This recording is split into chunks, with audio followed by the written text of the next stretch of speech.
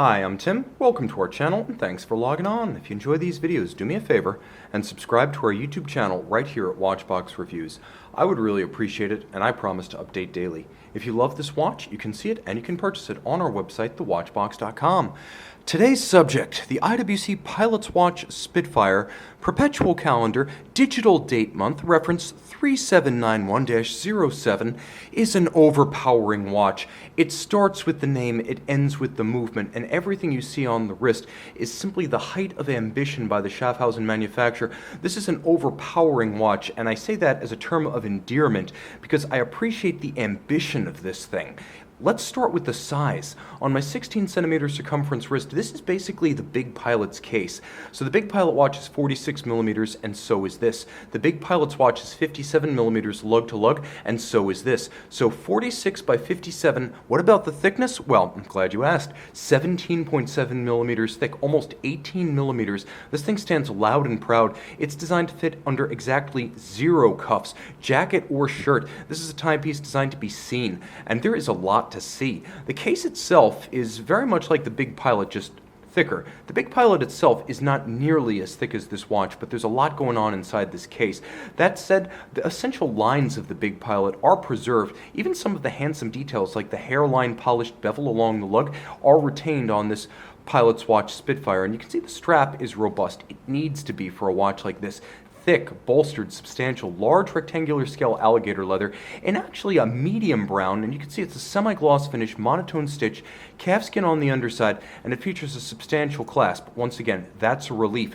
You can see blasted on the inside, polished on the outside, this one featuring both polished facets and a satin top. It's secure and it adds a little bit of meat to the strap clasp combination to counterweight this heavy watch on the wrist. You can see on the crown side, IWC Proboscifusia crown, as well as shouldered pushers for the chronograph. Most of the case happily in a satin finish.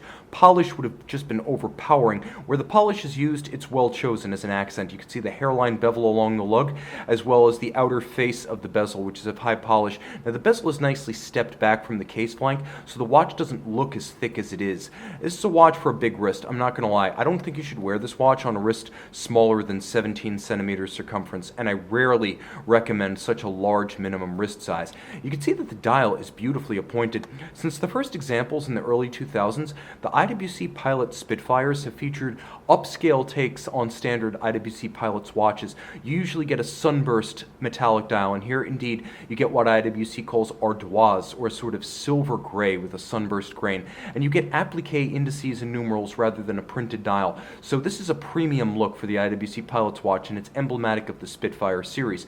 Of course, the watch features tons of complication. Let's run the full list. First of all, note how they're all arrayed with perfect cruciform symmetry. Nicely done, IWC. Starting at the top. Well, at the top you can see you have a combination of a chronograph 60-minute register and a chronograph hour register, and it's nice to see a chronograph register with a 60-minute scale rather than 30.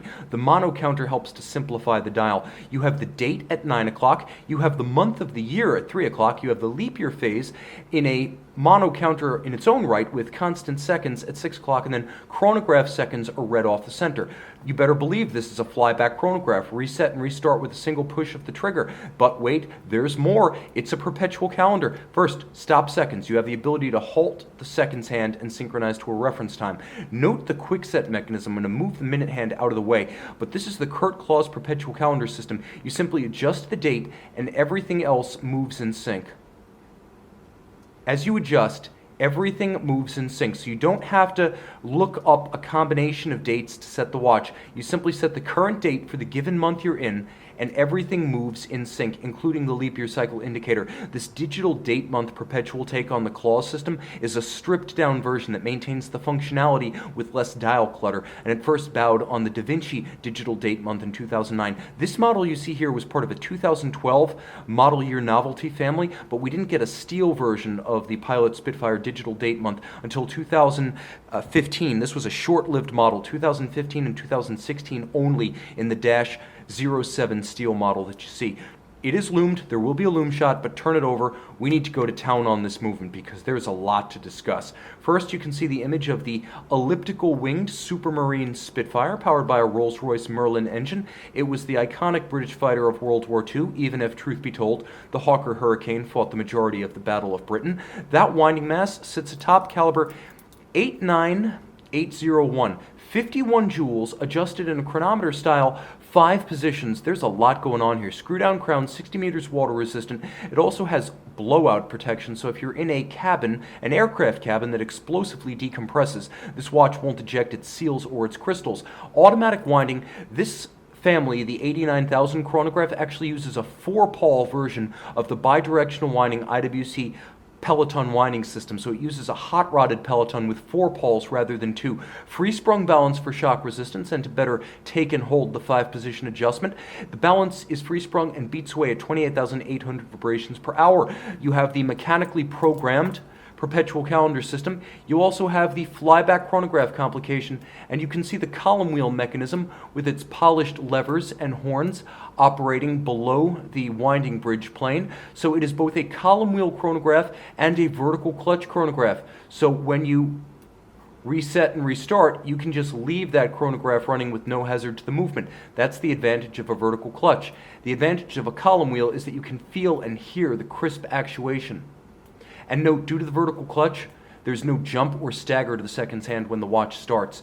This watch features the works, literally everything you could want in a high complication, and it's everyday friendly. Stainless steel automatic winding with the king of complications, the chronograph, combined with perhaps the most practical complication, a comprehensive complex calendar with perpetual capability. See this short-lived high-mech pilot's watch and make it yours on the Watchbox. Glowing away with a 68-hour power reserve. The Pilot's Watch Spitfire Digital Date Month Perpetual.